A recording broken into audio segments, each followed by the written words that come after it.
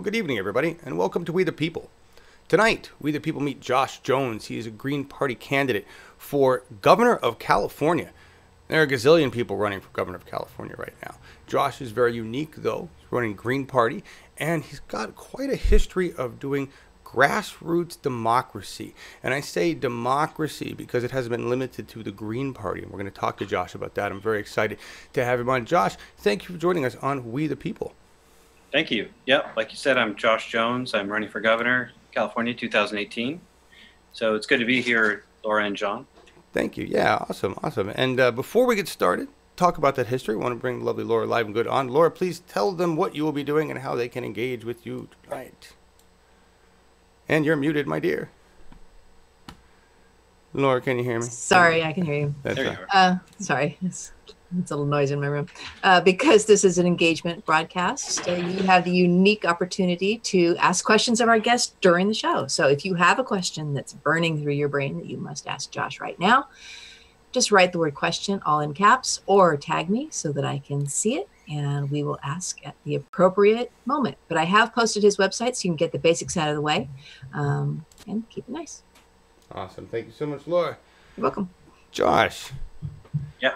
So we had a long conversation the other day in Tech Check. Really, really good conversation. I get to know you and found out what you'd been doing. Found out we both were all, and Sadie, who's your tech, we were in Philly, 2016. You were on the inside running messages and communications, seeing the craziness that was going on. And I'm just going to read this from your website. Josh is the only California gubernatorial candidate who was in Occupy Decolonize and was a Bernie Kratz volunteer organizer. He has since switched to the Green Party in protest of Democratic Party corruption on all levels, and we're well aware of the insane corruption of the Democratic Party, certainly in California. We'll talk about that too. But before I ask you to talk, Josh founded Davis for Bernie Sanders in 2015. That's early. I mean, 2015 was when I started Bernie 2016 TV, so I just want to say thank you for that. So you've done a lot for the Sanders campaign. It goes on to talk about that, and then you switched to Green. So what made you decide to run for governor of California as Green? Well, that's a big question. People have been asking me to run for some particular office in California since about 2008. Wow. And yeah, and at that time, that was the first time I was campaigning up in Reno, Nevada, with a cowboy hat on and an Obama sticker on. And that was, in the primary before we realized that he was also bought by corporations. Right, right. But at that time, spirits were high, and it in a lot of ways, it reminds me of what happened with the Bernie campaign, what we saw. Not that I think Bernie is nearly as co-opted by corporations, but it's similar. Anyway, I was up there, and they said, you know what? If you can go around and wear a cowboy hat, my dad has a cattle ranch, Right. And grew up in the country fishing and whatnot, all over Northern California and Southern California, actually. They said, if you can talk to the country folk and city folk and beach people and everything else, you should run for office. And so, I always thought, well, why would anyone do that to themselves? I don't want to get paid question. Millions and billions of dollars by corporations to be owned at all. And at that time, it seemed like that was pretty much par for the course. So time went on. I got more involved in other kinds of organizing. Occupy happened. Citizens United had happened, and everyone was outraged. A corporation is not a person. It's totally obvious. Right. And so, that was part of Occupy, I think, as well as student tuition hikes, which is really what happened in Davis and why they got sprayed, because they were demanding to not have it go up more and more. Right. And then, I got more and more involved in politics just over time. Eventually threw in with the Bernie campaign. We were so excited.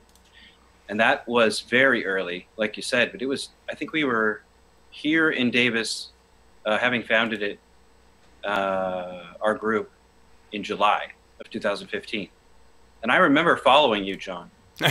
That's awesome. In the very beginnings of Bernie TV or whatever it was back then. I remember that. Yeah, I remember we were talking how rough it was, and it was, because we were... Still, it was worth watching because it was so hard to get information. Oh, thank you. Yeah, that was an amazing time.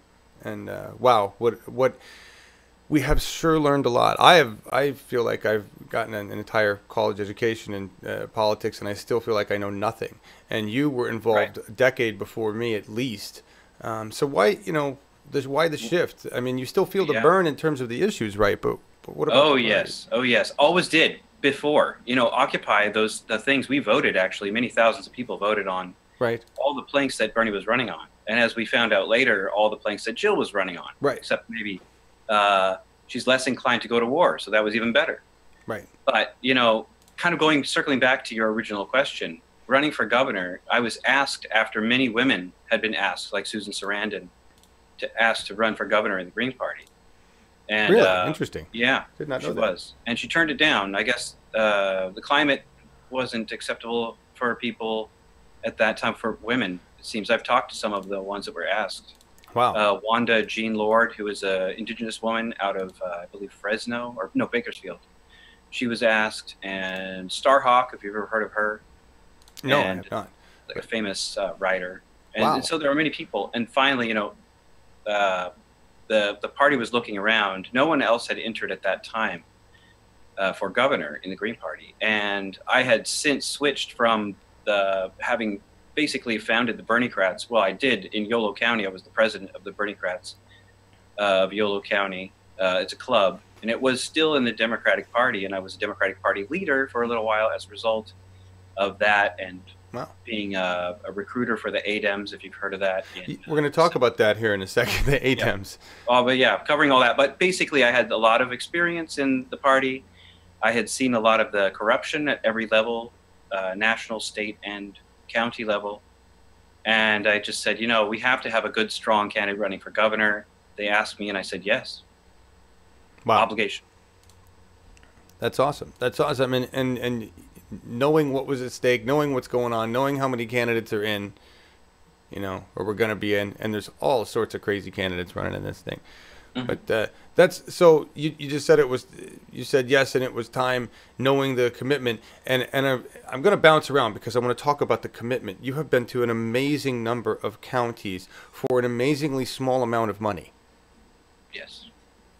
Hey, you want me to talk about that? I do. I want to jump to it. Go ahead. Yeah, and we will go to all 58 counties when we're done.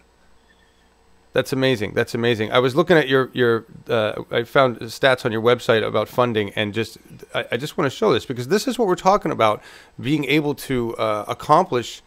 This is what voters want to see. We're fundraising furiously to cover expensive candidate filing fee, which costs a gubernatorial candidate. I did not know this, $3,914.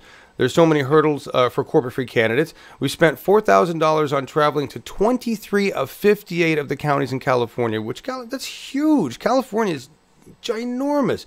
You're going to travel to all 58 by the end of this, and you have to spend $2,075 on an 83-word candidate statement. What the hell is that? Well, it's a funny story. Okay, so your maximum you can have for a candidate statement is 250 words. Each word costs $25. So the total is, I think it's 6,250. Well, we didn't want to pay. Well, we didn't have that much. We had a few thousand. So we said, okay, we'll do 83 words. And my campaign manager, as we're driving to Sacramento, we're a little bit lucky in that we're in Davis, so it's about 20 minutes from the Capitol. We can go right down to the SOS, the Secretary of State's office, pretty much anytime we want, half an hour over there. And so we're driving over there, and she's looking at the rules, and she says, a URL is only $25. It's counted as one word. Let's do the URL, and I can't remember the exact wording. You'll see it on my candidate statement. It's on there. And we got that URL before we got to the SOS office. Nice. It says something like, every word on the candidate statement is $25.com. Nice. So good. So everyone who reads that, because it's mailed everywhere in California, is going to see that URL and say, is that a real URL? They're going to type on it, and they're going to go to my website. That's awesome. Aside from it showing the history of it, it used to be, so that figure, $25, is up to the SOS, Secretary of State, so Padilla right now. Nice. Prior use, I guess, was $20, and prior to 2006, it was free. And it should be free again. because all it is a barrier, another gate that we see over and over and over. These gates thrown up in front of corporate-free candidates. Yep. We see it on every level. Everywhere you go, you think that it's democracy, and it's not. You run into a little gate, and it's a small gate, but it's very, it blocks you. Right. They hit you. I mean, they hit you loose. with enough gates, and you're done. And that's really what they're working at here. That's really what they're trying to do is block you, and they do little things like what they've done to Stephen Jaffe with Very the number smart. of endorsements and other candidates. It's ridiculous. So, and there's a lawsuit right now against the California Democratic Party. You said I'm done with the Democratic Party, right? Done. After, I entered the ADEMS, as I don't know how much you want to go into it. I do. Some of the stuff gets kind of weedy. But if you want to, we can talk about it. So I had switched to the Green Party in Philadelphia. We went, a lot of the delegates that I knew from being a convener, the Bernie campaign, had asked me to be the convener for Congressional District 3, which is several counties in my area. Because I had been doing so much volunteer work and organizing, and they knew me, right. People who'd been hired by the campaign. I was offered to be hired, and I just said, my wife and kid are at home. I don't know if I want to go to Iowa right now. But, they knew me, and so they called me up and said, hey, we need this place, and this is the Congressional District election meeting. We need that. We need it for free to fit 500 people tomorrow. And I said, whoa, okay, I'm good at getting, venues. How about $50, 250 people in a week? And it worked. And so I knew all that the delegates who were elected to represent Bernie for our area, and actually a lot of them all over California. We went there to Philly, and I heard, as you mentioned before, what was happening inside constantly. Met some of them when they came out, and they were crying, all the things that were going on inside, the sound dampening machines and right. everything, being abused and yelled at and replaced by actors, apparently, and all this stuff, fighting for seats. Just outrageous, hid in the corner. And so at midnight on the last day, a bunch of them came out, and we went to the boathouse, which was out there in FDR Park. And there was this huge rally in the middle of the night, and it ended up being all the delegates saying, we're changing to Jill Stein, we're changing to the Green Party, forget the Democratic Party, Jill, not Hill, was the chant. And so I came back, we were all excited. We formed Yolo County Green Party, the county committee that represents the Green Party here and comes up with bylaws and all that stuff. Right. And sends delegates to the state level and everything. But at some point, and I think a lot of people think that it was a move to be co-opted. So I was asked by somebody, hey, come help us do this pirate Dem thing, this insurrection into the Democratic Party. Let's take over the Democratic Party in California, like has happened in other states all over the United States. Right. We've been hearing about this, right? So we thought, okay, let's do it. Let's take them over. Let's change the rules and get all new people in as the chair and the vice chair and all this. Right. They did a pretty good job. I mean, they didn't did a clean sweep, but they certainly moved in a lot of progressives into the California Democratic Party. You would think, except, and I recruited a ton of people, and we blew it out of the water. It was what was it? January 2017, might have been the 8th. It was a Saturday. So I recruited all these people, really lefty folks. The daughter of a guy who worked with Cesar Chavez, who was just incredible. Crystal Edwards, and all these people that I know that are really lefty. Let's go and storm the Democratic Party. And that happened all over California. There's about 54 assembly districts, and we got apparently about 70% of the delegates. That sounds really awesome. There's only one problem. As soon as we went into the Central Committee of Yolo County, all the people that we were competing against, they instantly appointed them. The Central Committee of Yolo County Democratic Party just appointed them. That offset our people by a third, and then yet another third because of delegates that come from elected officials in the Democratic Party in California. So it's really not 70%. It's 70% of 30%. And as a result, we did do a very strong, I myself, we pulled all of the people who were, supposed to be vice chair and chair of the Democratic Party at the convention. That was in I forget what year what was. I guess 2017, early, maybe March, and so I myself said I want to nominate Kimberly Ellis for the chair in Yolo County, and that had happened a lot. Kimberly Ellis was the sort of Bernie-crat, if you will, even though she had campaigned for Hillary. Right. Her ideals, her principles were in line with the Bernie-crats. And at that time I was the president of the Bernie-crats of Yolo County. And so we said, okay, we can support her. And, she seems like a really good person. This is, she lost her house during the crash. She feels what we all feel. I didn't lose my house during the crash, but she was a real person, right? Right. She's not a billionaire. She's not taking any money from drug companies, anything like that. Like the other guy, Bauman, who is now the chair, did apparently take. Right. So in any case, you probably heard things like this, but well, yeah, I mean, we heard the whole Kimberly Ellis story, and it's like that. We know what was going on there, but there's still a large progressive movement sweeping California. Gail McLaughlin and her group of progressives and that coalition is still there, and we just don't have the power. It doesn't seem like the power in the Democratic Party proper is what we thought it was going to be at this point, right? Well, they closed gates and they changed the goalpost at the county level. I've been there in Central Committee meetings. I've seen it. I saw when Kimberly Ellis was, I think, cheated. We heard that she had won the count. Right. And they asked for a recount, and I don't even remember what the end result of that. But yeah, there was a lot of BS. It fizzled out.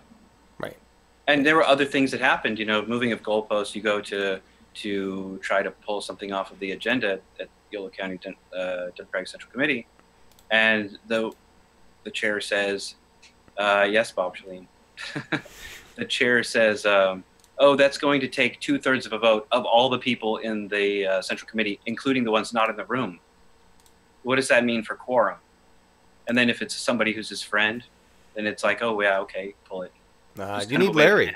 You need Larry's Robert's Rules of Order wizard. We need to get Robert's Rules in there because we can win on that. Supposedly it runs by Robert's Rules, but that's not what I see. What I see is that whenever it's convenient for the party, they just make it hard for the people that are progressive, and they make it easy for the people who are corporate. That's all I had to switch. I had to go Green Party. So you went green, and we'll talk about that. You went green, and where is the Green Party today? Where does the Green Party sit today? Tell me. I mean, I know that they had a huge boost. And they probably had another huge boost just because we've got a moron in office who's done more to dishevel the EPA and everything else environmentally. But what's going on with the Green Party? And just tell me, where are we at? So the Green Party in California is strengthening incredibly. Right after the Bernie campaign, I think, and I don't remember this exact figure, but it's somewhere between 11 and 13 new counties came online. So now it's, let's see, I believe it's 33 counties have an active Green Party county council. That's awesome. So I'm on the Yolo County Council for the Green Party, and my campaign manager is the chair, and we helped form the Yolo County Council for the Green Party here. That's awesome. Awesome. So it's many more came online, and we are part of I have 3 tiers in my campaign, 3 goals. One is to raise the dialogue. That's pretty easy. You talk to people, talk about the issues, the Bernie-crats type issues, the Jill Stein types of issues, and we're talking about private prison slavery too. Right. That's part of it, right? Like, it's not just the environment, it's also human rights, workers' rights, and labor rights. So we need to cover all of that. We're not corporate. It's not about corporate rights. It's about human beings and human rights. And so, we go out there and talk, elevate the dialogue about those things, whatever new is coming up too. But the second tier is that we're going to every single county in California. And then the third tier is that we intend to win in the top 2. And we can talk about how we have very slim, but numbers that pencil out to be able to do that. That's awesome. So because we have a very robust database with Nation Builder, we have all of the voter rolls, we can reach out to every single county, even the counties that are not active. So if I want to have a meeting and set up this thing, let's say in a park or at Elks Lodge or whatever, Right. In Modoc County, there are Greens in Modoc County. There are Greens in every single county in this state. You're saying the same thing that I've heard from a lot of candidates. That David Hildebrand, who's also in chat right now, is doing the same thing. It's a very Bernie, hi, David. Yeah, it's a very Bernie strategy. Go everywhere you possibly can, shake as many hands, talk to as many people as you possibly can in person, because it is the most effective thing to do. And that's right. And that's and what it works. It's fantastic. I mean, it's funny because it's so easy.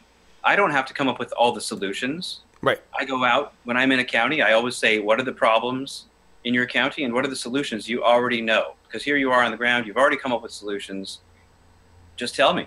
And then I go and synthesize that. And I'm able to see sort of like a map, like a heat map almost. Of, what a segue. Right? Of unaffordable housing and homelessness along the coast. And mentally, I can see, and it would be nice to actually make one, but I can see that there is this problem, in rural places. A lot of the complaints are agricultural pesticide. Right. And it makes sense, right? They're agricultural related. They're not necessarily about unaffordable housing, though there is some crossover. Sure. And so we go out and we ask. There are many other things. There's a problem with San Onofre and the dry cask, placement of storage of spent fuel rods. I study a little bit about nuclear waste as well, and disposal and use. I'm not for nuclear at all. I would hope not. I mean, come on, let's get this over with. Green Party. I mean, obviously, environment's number one. I'm going to ask you, what do you think separates the Green Party from a Bernie-crat progressive at this point? And I don't know that it's environment. It sounds to me like it's going to be ties with money at this point. Yeah, it could be that. It could be we always talked, I know you've heard this 1,000 times, the inside-outside strategy. So I have people that I recruited that are still in the Democratic Party. Right. And some of them are, minor party leaders. And they fight really hard to make sure that the Democratic Party is honest, or at least is addressing issues of the people. Poor folks, homeless folks, working class folks, not just talking about the middle class, right? Or rich people. Right. Because that's the only thing politics. That's the only thing you could say prior to the crash and prior to Occupy, really. It was totally third rail to say, do you remember anyone saying poor people or homeless people? Nobody said that, right? It was just taboo and didn't have that in America. You'd say middle class, not even working class, right? Right. Now we can say it all. And so, so the Bernie-crats still keep them somewhat honest. The problem is, I don't know that they can get through any of the gates. I don't know that any of the goals that they want are going to be anything except blocked by bylaws, by tabling it, or with SB 562. I'll give you some encouragement with that. And in California, I can definitely see where that's going to be a hell of a lot harder. In Oregon, we have serious problems. In Washington, they have serious problems. However, there are people that have been winning progressive roles in their local governments. That is happening. I don't think it's. You know what I'd love to do is go back in time and find out where the Tea Party was in 2009.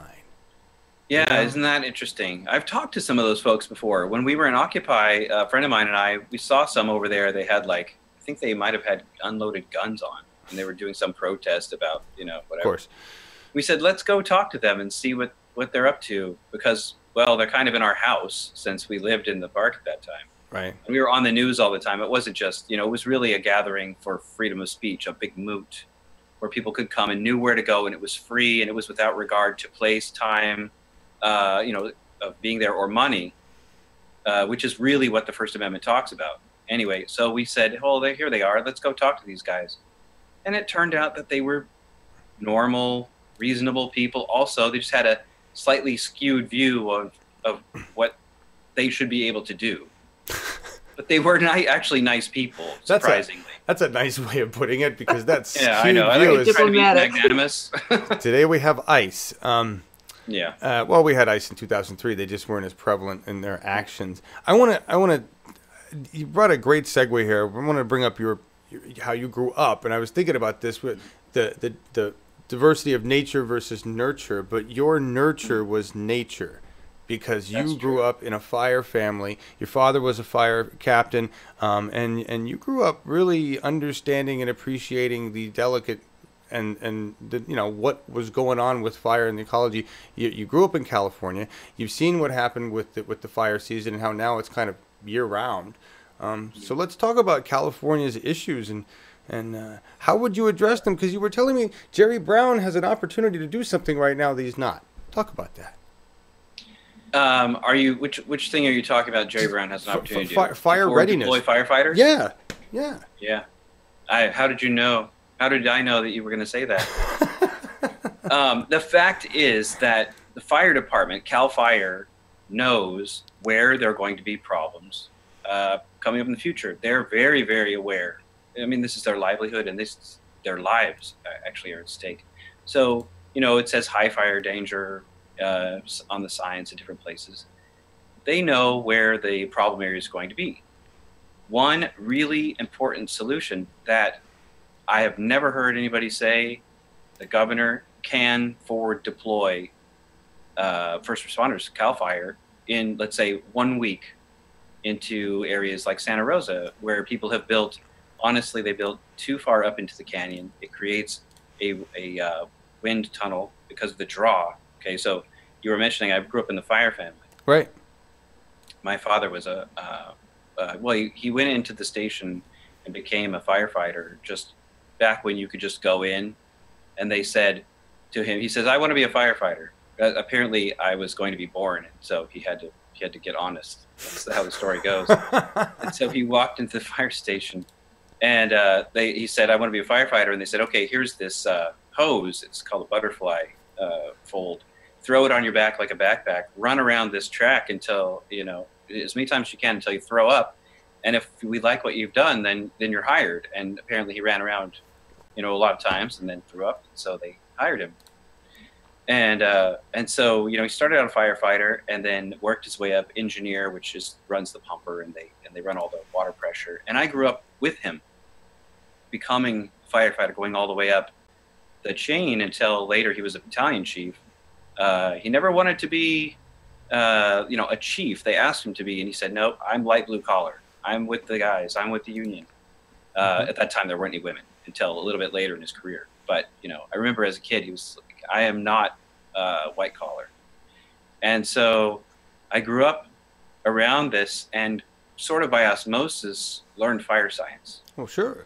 Yeah. And so, so if they build houses into a draw, which is a kind of a little canyon, and there's brush there, and they build the houses too close together, let's say the offset is something like 3 feet, you can get radiant heat from one burning and directly radiating to the next. And if it doesn't have fire resistive materials on the outside of the house, and it has shake roof, which is not fire resistant also, it will radiate and just burn like a domino. Boom, boom, boom, which is what we saw. Right. And we saw that, and we've seen not only the fire damage, we've seen this a couple of years in a row now. Thomas Fire was the largest in history, I think, at this point. We actually had a slide that shows that, because I think it went from second to first overall. This is our slide making fun of Brown, because he's we can talk about Nestle too, but with the fires, what we're seeing with environmental devastation overall is a lot of cost. $9 billion in fire insurance claims already. What is your solution to this as a Green Party candidate? What would you change? Right. Okay. Well, there's one thing that's not often talked about, which is that if, people put trees in, companies, and we can talk about how much they should be able to do that and what areas. But when they do it, sometimes you go up in the mountains, right? I go up there all the time. I like to ski, I like to fish, and I like to camp. And I did that my whole life, right? It's another thing. My dad, always had time off, because firefighters have this like 1 day on, 1 day off, 1 day on, 2 days off, 1 day on, 4 days off thing. And so he could kind of massage that around and get a big chunk. So you're going into workers, you would improve worker rights bring back unions so people could have more days off. Because I tell you, the Germans got it good over there. Marcus. Oh, yeah. Well, yes, no, it's very important for people to have time off. They are more sharp, right? Why is it the firefighters are supposed to have downtime? One thing, because they work 24 hours, and people don't realize that as soon as they're eating dinner, this is like a joke in the fire department. They're eating dinner, and the fire bell goes off, and they push off away from the table.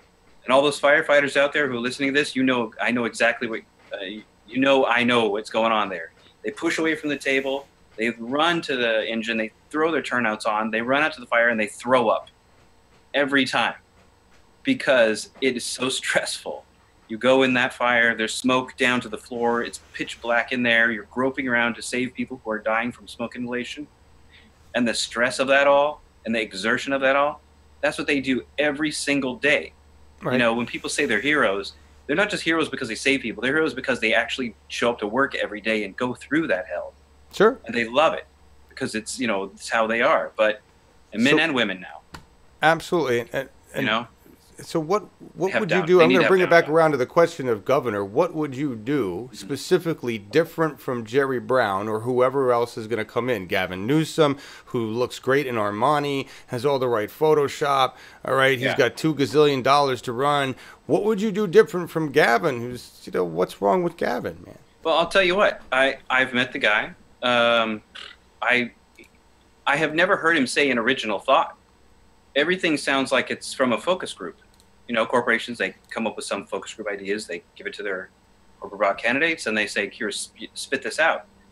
If you ask me, you can ask me cold. Even like Sadie Fulton, my campaign manager, we go all over the state. She says, go here, do this panel, be on this panel with Gail McLaughlin, right? Mm-hmm. I have like 4 hours of sleep. I get in there, and frankly, I was like, I can't do this. I'm toast, right? She goes, no, you can do it. Go take a break, come back, get in there, right? And because I am a person who has lived many different, experienced many different things, a variety of things, all that touch on so many things across California, you can throw a problem or a question at me of any kind, and I will always come up with a spontaneous, extemporaneous answer that is from my heart, from me, right? I am a Californian. My family's been here for 4 generations. So, and I've lived all over California, and, I've studied geology. I was a solar electric designer. Right. I grew up in the fire family. I understand hydrology. I like to surf. I grew up fishing and camping out in the Sierras, Northern California, Southern California, all over the place. And so, what would I do differently? I would look at every single situation and say, okay, Forestry Service, stop planting trees so close together so that they kill each other because they're competing for water. Don't be stupid. I go drive out here, and you see a lot of little, they call them, I think they call them poles, right? These trees that are too close together. You can see them if you drive up to 80. Mm-hmm. There's like a rocky area. You can really see it there. So a lot of the trees that we see out here that's monoculture, what people don't realize is that this is all farmed. Right. So they put the same kind of tree there, and they plant them too close together to like maximize profits or something. And then we end up with dead trees all the time and forest fires, right? So there's simple solutions to these things that are outside of the box, and it's basically you have to not think about in terms of greed as your starting point. You have to start. I'm not corporate bought, so I'm not thinking from greed. I'm going to tell it like it is. Hey, stop doing that. And we're going to forward deploy too, because you guys are messing up. And by the way, let's work with municipalities to make sure that their municipal codes follow CAL FIRE codes, which they should, because you cannot have houses with such small offset, or else you kill people.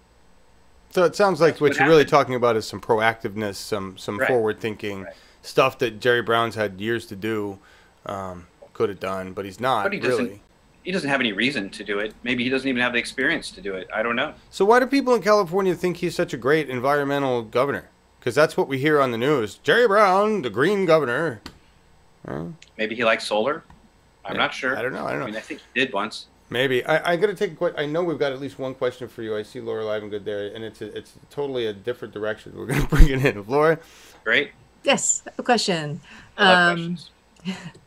This is about immigration. And can you address the Green Party position of permanent border passes for Mexicans and Canadians with verifiable proof of identity?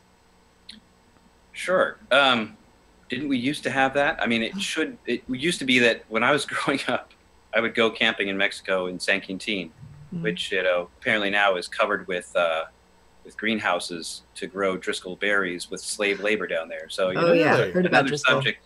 I should have my Driscoll's boycott button on. I have my campaign button on. Where is it on this side? David's probably wearing his shirt, I bet. Yeah, probably. I have mine over on the bookshelf there. But, I'm a big proponent of Driscoll berry boycott. And so anyway, I used to go down there with a driver's license, right? Before NAFTA. Oh, NAFTA was going to be so great. Thanks, Clinton. NAFTA was going to be great. It was going to make Mexico rich. It was going to make it so we could go visit Mexico easier. And it was all going to be this big, happy, North American country, I guess, right? And people used to say, oh, no, that's terrible. Well, I mean, I didn't really know any better in the 90s. But me either. Now what's happened is we've gone down to the border. And we visited with a friend of mine who is helping to form the Green Party down there in Imperial County. Nice. So, his family has always been binational. He has a grandmother that's always lived in Mexicali and Calexico, and they go back and forth constantly. And so, as an American, I could just go back in the day. I could just show my driver's license, maybe get hassled a tiny bit or not, go through, come back through. No big deal. And same for Mexicans and Canadians. I guess the point would be, you're a white American. You can go anywhere you want in the world, really. Right. There was a time when I came back from surfing. I'm part Native American, so I came back in July, and I was super brown, and I had dyed my hair black, I think. And every time the guy asked me a question, and I'll answer your question here in a sec, but this is a funny anecdote. He said, "What county were you born in?" Or no, what county do you live in? And I said, Santa Ana. He said, well, what high school did you go to? I said, El Medina. And he said, what state do you come from? And I said, California. He said, why are you speaking Spanish to me? I said, I don't know, because the Mexican people used to own California. And then they proceeded to tear my VW Bug apart for half an hour. Nice. But nice. Like you said, I'm not actually a Mexican national, so it's not going to ever go to that same level. Look, Mexican people... There are people, the Californios in California, that were here long before the Bostonians, as they're called historically, came here. And the Mexican people, one of the things one of my geology professors would say is that if you look at animal migration, right, the monarchs, hummingbirds, a whole bunch of fish and a bunch of different kinds of animals, birds, they have it's North America. They fly back and forth. This is an amazingly progressive group. You don't have to be soft on it. Basically, the position is pretty strong. I'm not being soft. I'm trying to explain the basis of it. That there's not like Central America is Mexico. Mexico is part of North America. Right. The United States is part of North America. Canada is part of North America. And we should all have a common movement. We have freedom of migration. Yeah. Putting up this idea that there's a wall there and that keeps birds or monarch butterflies from going past. If monarch butterflies can do it, if birds can do it, and deer, people are going to do it. They can go. Have you ever gone out to the wall and looked where it goes out in San Diego County? Oh, it's been goes out a couple hundred feet into the ocean. And what a joke. Yeah. What's the point? Yeah, right? I know. So there have to first of all, we have to have, especially for people of Latin American descent, we have to have a pathway to citizenship because they belong here just as much as you and I do. Yep. And we have to have the ability for them to migrate across for work, or just in the same way that I used to be able to go to Mexico, they should be able to come here. And the same way that I used to be able to go to Canada, Canadians can come here, they should be able to do the same, right? Yeah, we can't even do that all anymore. One place. I don't think we can go to Canada anymore. Aren't they mean to us now? I think you have to have a passport. Right. Well, I had that one before. I go up to Canada a few times. But I mean, the bottom line is you're saying as long as they have an ID, we should be able to move back and forth, which is not what we do here. Right. In fact, my friend Christopher Gomez Wong, his grandmother, you know, is from Mexico, and they just grew up going back and forth all the time, and then the rules have gotten worse and worse. He was telling me while we were there that there are people who pay more, and they go through this fast track lane. If you pay a little less than that, like a few $100s, you can go through the middle track lane. And if you pay nothing, you have to go through the super slow lane that costs like $2 or 2 hours. The right? TSA is that for us now. If you're rich and can afford it, you just bypass the TSA. So capital with NAFTA and with so much of this quote unquote free trade, right? Capital is free to move across borders and to destroy economies and to inflate, you know, create areas of localized inflation, or just destroy a market and move on, which we see with bubbles and crashes. But human beings are not free. You know, capital being free and human beings not being free, that's the opposite of what we want. It doesn't make any sense. So yes, people should be able to have a card and say, look, I'm Mexican, can I visit? And then they say, yeah. What's the problem? Absolutely. Absolutely. All right. So any other questions, Laura Live and Good? Yes, she's raising her hand. We have one. What is it? Yeah, Julie's got a couple. What about divesting? Do you advocate it, and would you implement policy to divest banks for fossil fuels? Right. So you're talking about fossil fuels, you're talking about CalSTRS and the public universities and that sort of thing. Yes, absolutely. We need to get off of fossil fuels. 2030 is my goal. I saw that. That's a lot steeper than. Does California even have a goal? Does Jerry have the Green a goal? Party has the Green New Deal, and it is within the Green New Deal. It says 2030. Now I checked it out, and I've talked to people, and as I said before, I used to be a solar electric designer for 4 years, and it actually created the industry standard for distributed energy generation, which on plan sets is notated now. It's a discipline designator W, which is different from E for electrical, because it's like veins and arteries conceptually with an integrated building that makes energy, like they've always talked about, right? Solar windows, wind turbines on the roof. So is this? I'm sorry. Is this something something technology that you've worked on that you want to implement in California on a wide scale? I did that. What was that? 2000 and oh, you did this already. 11. Yeah, that's created. That was with a nice 113 person committee of the top building industry folks across the United States. So like Army Corps engineers, major in that, and a guy who owns a skyscraper in Chicago, and so on and so on. So that was, you know, it gets really in the weeds to talk about the details of it, but sure. But I drew you off track, and we're running short on time here. We got 15 minutes left. So what was the question was about divesting, and I think you nailed divesting. it. So we need to get off of fossil fuels. We need to divest. One of the biggest ways to do that is CalSTRS has a huge amount of money. It's invested in the stock market. I'm not the greatest fan of the stock market, and I'm the greatest fan of capitalism, you know, probably. Reagan. Well, yeah, we could talk about that, but Reagan, he made it so that people could trade, like day traders and little folks could get in. And I think it's just a pyramid scheme to fleece them, because the people who go in first and invest in something, then they tell their friends, then those ones have a lot of money and they go in and buy it. And then the last people, what is it, the old saying that if the shoe shine guy or the guy at the the person in the elevator gives you a stock market tip to get the heck out, it's a pyramid scheme. You know it is, right? So they depend on it to be like that. So that was a way of fleecing folks and taking their retirement. But in any case, there's a lot of money in CalSTRS. There's a lot of money in the UC system as far as investment. We need to pull certain levers, and we need to encourage people to take seriously that we need to get off of fossil fuels and go to sustainable energies, right? Solar, geothermal, wind turbines, not just tidal generation, but wave generation. Like simply said, a buoy that is moored to the seafloor, and the wave action makes it go up and down day and night. And this has been tested in the Marin, I think, has one out in the ocean, Sweden. The Dutch got them working all over the place. They're all over that stuff. Yeah, it's technology's done and deal. Yeah, we could make those. A manufacturing plant could be on the coast. You just throw them out into the ocean and tow them out, and they, the kelp grows in them. The fish want to live around them. It wouldn't hurt anything. They're not going to pollute because it's not oil spewing everywhere. It'll be fine. It's kind of like a funny little artificial reef, and they're round and they're orange, so the boats go past. Yeah. So on divestment, I want to hit that a little bit more, because that's a big issue. There's a lot of money tied up in fossil fuels, a lot of money, with business tied up in fossil fuels in California, with government tied up in fossil fuels in California. Do you think? I'm looking at a slide here. You got renewables and National Guard, and you say oil severance tax, like Alaska and Texas. California can tax oil production. We're not even taxing oil production. We're giving these people money to do this.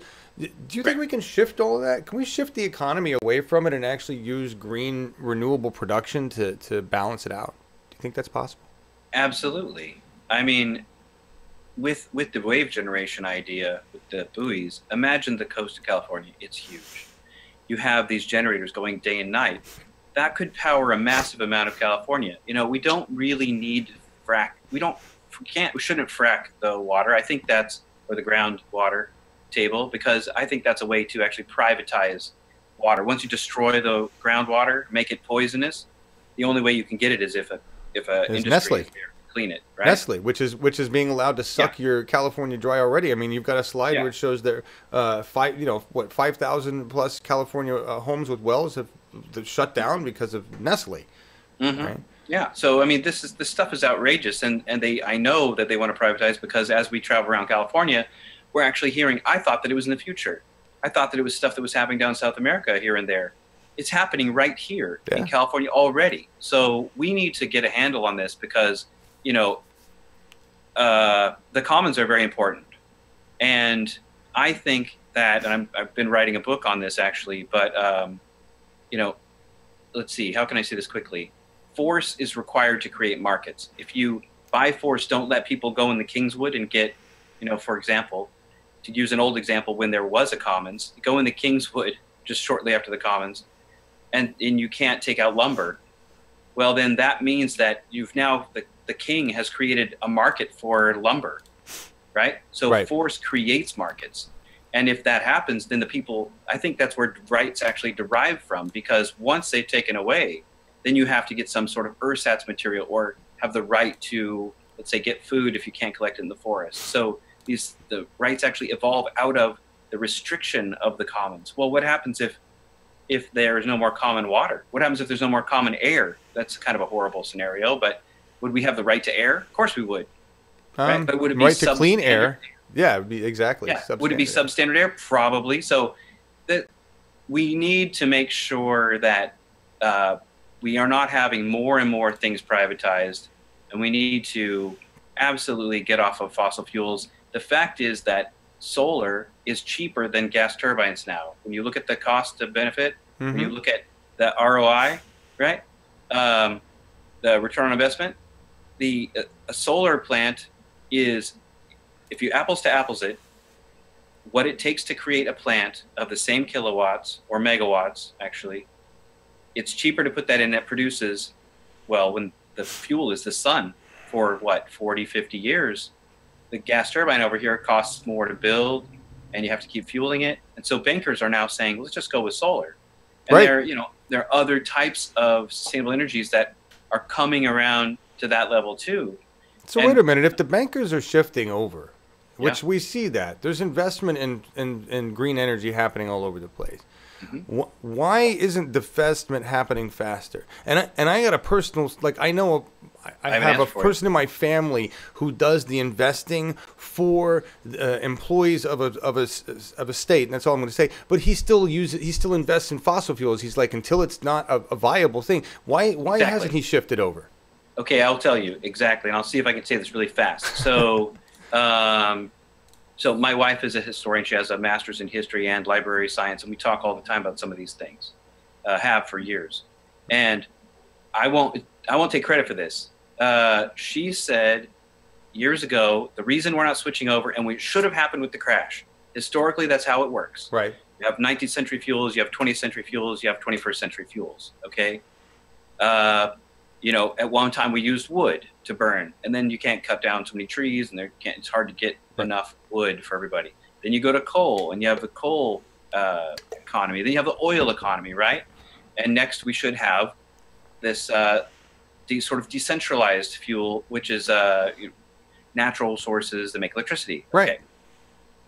Why do we not see the switch? What the hell is going on, right? Because when the crash happens, then labor costs reduce, and you should see a switch. And there was a lot of call for it at that time. But what she was saying, and I say this now all the time, is that they were trying to squeeze blood out of a turnip. They want to squeeze the infrastructure and squeeze it until no more money comes out. They do not, and they will not change the infrastructure over. And why? Because of greed. Not because it's smart, not because it's good for our environment, or even just having a nice time when you go outside and there's not pollution from a refinery or something. They only think in terms of how much money, pennies, can you get out of, each ounce of infrastructure, whatever, however you want to think. Here, I thought you were going to give me Right? some secret thing that was all Nope. secret, and it's just greed. I mean, we know that. It's greed. Right, but, if you could, then that means there are ways, like you said, if you can divest away from it, it tilts it until they can't really Right. profit off of it, and then it suddenly switches. We Right? hope. We hope it does. We hope It's it does. a catastrophic effect. Any other questions from Jilly? I want to give Jilly special time because Jilly is like one of our biggest Green Party supporters here, and so she should be really thrilled that you're on. So, Jilly, do you have any other questions? Or Laura, is there any other questions? Cali has a huge unhoused population. What's your plan for that? How you going to fix that? Housing. Okay. I'm In 2 going to minutes. post what you said in your website too. Sure. So, we travel all over California. We see the unaffordable, we hear about the unaffordable housing. I mean, it's going up everywhere. I feel it here too. Right. Everybody around pot people here is making it talking about expensive. getting rid of Costa-Hawkins and, having rent control. Right. And those are some answers. But, one thing that I will say, I've been saying recently is, so California is the fifth now, apparently, the fifth largest economy in the world. Part of the credit for that goes to the fact that we had free public education after World War II. So we have all this intellectual capital, all these industries. We're still riding on that. We can do that for everybody now. If we go back to that, we can pump up our economy better and flatten out, the income inequality. But the other flip side of fifth largest economy in the world is that we have horrible income inequality. We have an out of control, and it's not just California, it's Oregon and Washington and Sure. down even into Mexico, I'm hearing. And I'm actually now hearing, as we talk about it, talk to people, that it's in Paris, it's in a lot of different places. And so there's a couple ways to do this. I trust developers to only be for profit. It doesn't help a homeless person to have affordable housing built, right? That's like access to health care. Yeah. You only have to pay $100,000 a year to buy this house. Great. Right. I saw this fresh-faced grandma going down the street in Davis the other day. And, actually it wasn't the other day. It was like a few months ago. So it was really cold and rainy. She had a little cart like you would get to shop with as a retired person, a grandma. And she had a little dog that was very clean. And I looked at her and I thought, and I talk to homeless people sometimes to find out what's going on with them too. I'll talk to people who own corporations. I'll talk to anybody I can. I've talked to everybody my whole life. Mountain folks, desert folks, beach people. Everybody. All right. Get to this story. I want this story. Right. And so here she is going down the street, and I thought, she's not going to survive the winter. That's horrible. Yeah. How can it be that people are being thrown out on the street essentially to die? Either they're going to get beat up by the cops, or they're going to die of environmental effects, too cold, too rainy, they get sick, they can't go to the hospital, whatever it is. It's just, it's just wrong. It's morally bankrupt and horrible for that to be happening. One solution I've been saying is California builds prisons, right? California builds bridges. We can build public housing like we did after World War II. We can trust developers to be for profit. The state of California can do it without being for profit.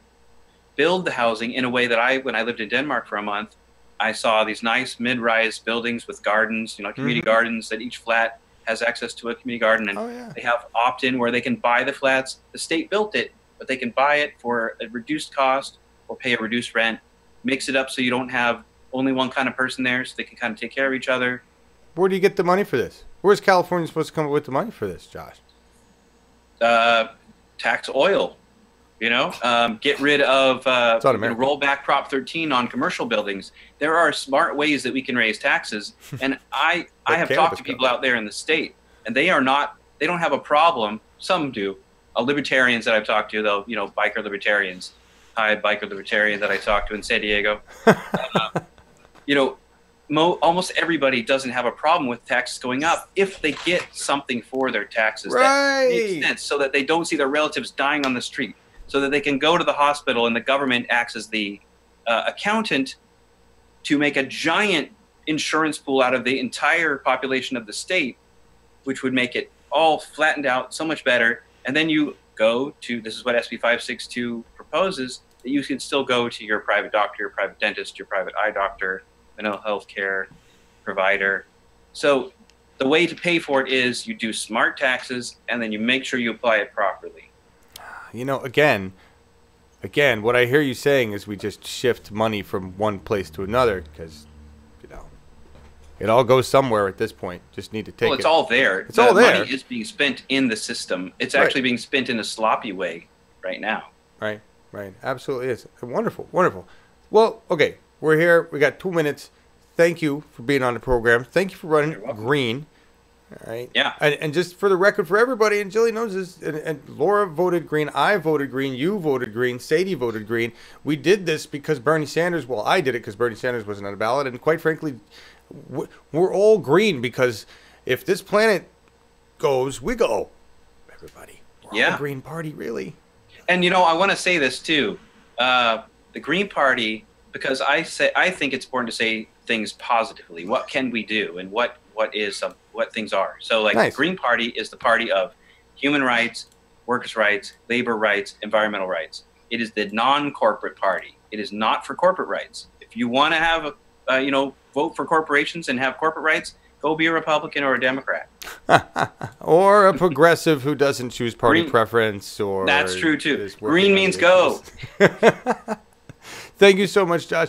Laura, live and good. Thank you for being here with us. I'm going to put you on screen. Thanks, John. You can say hi. Thanks, Laura. You're welcome. You guys have been awesome. You can always tell a good interview. It goes so fast. It does. It goes really, really fast. We're here. Your song, Green Means Go, by Rod Richmond. Tell us, I'm going to say, why did you pick this song? But I mean, seriously, tell us a little bit about the song. You want me to tell you about Green Means Go? Yeah, why'd you pick it? Who is this guy? Do you know this guy? Is he local or? Oh, okay. Green Means Go. So we were going all over the state, right? We were in San Francisco, talking to Barry Hermanson out there, who's running for Congress against Nancy Pelosi. All right. I encourage you to vote for him as well as myself, June 5th. Please go out and vote for Josh Jones for California Governor 2018. Absolutely. And since I'm bringing it up, Barry Hermanson as well. And so we're coming back from whatever it was we were doing there, a meeting and talking to Barry at dinner and everything. And it's all a whirlwind, right? And we're driving home over the bridge, and we started talking about streetlights, I guess. And is there a song? We started saying, is there a song that's Green Means Go? So looked it up on the phone and found out there's 100 of them. Well, there you go. So we start playing them on through the car, and we're just rocking out. Green means go. There's a ton of them. There's country ones. There's rock ones. There's I don't know, blues ones, metal ones. Now, is this about being green as in Green Party, or is it just this particular song? This is just about green light. Green means go. I think it's, I'm defining it as Green Party and the party of human rights, not corporate rights, but it's, it's a fun slogan. I like it. And there's a little bit of, irony, I'm going to call it irony in there. It's probably not the right word to use, that you're talking about, green means go with cars and traffic. And What about electric cars? There you go. The day I can afford a Tesla S. Absolutely. Oh my God. I know, right? Our campaign car is a Chevy Volt. They're a lot cheaper. Yes, I know, but they're just plug-in. Cool. Sorry. We know we've made the green revolution when everybody has a Tesla or something. Or some good electric car that goes 300 miles. Yeah. Yes. That would be awesome. Thank you so much for being on. It was awesome talking to you, Josh. You're welcome, John. Thank you. It was really fun. Yeah. Laura. Here we go. We're getting out of here. And next week. Oh, yeah. Who's Yeah. next week? So next week, Tambourine Borelli running for Congress in Washington, and on Monday. And next Wednesday, Shahid Buttar, who's running against Nancy Pelosi in San Francisco. Oh, So exciting. be here. It'll be interesting. Thank y'all. Here's, All right. Thanks. yeah, this is Green Means Go by Rod Richmond.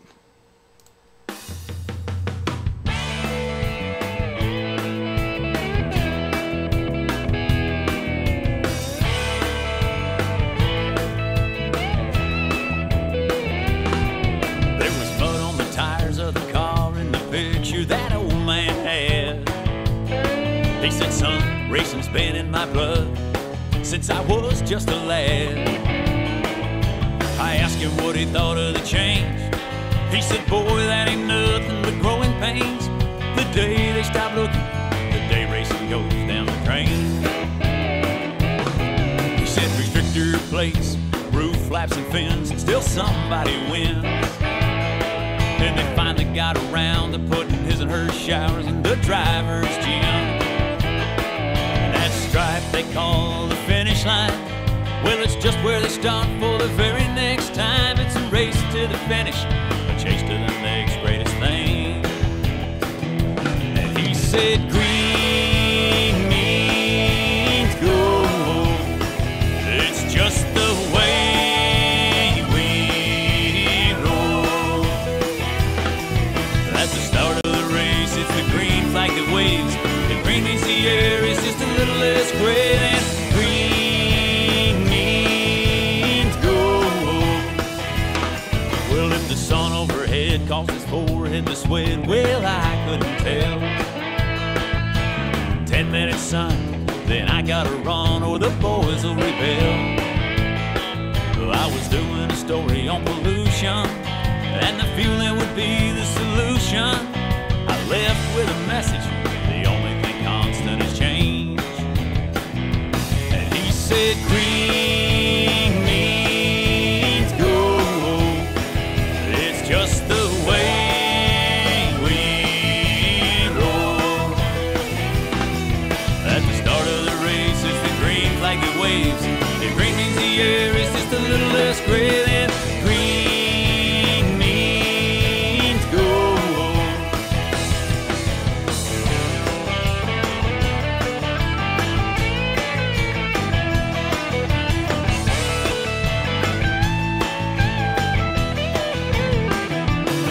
They said restrictor plates, roof flaps and fins, and still somebody wins.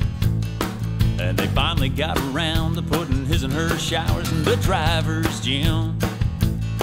Oh, they'd run them on moonshine if they could. Man, if they ran out of gas, they'd probably run them on wood. It's a race to the finish, a chase to the next greatest thing. And he said, green means gold. It's just the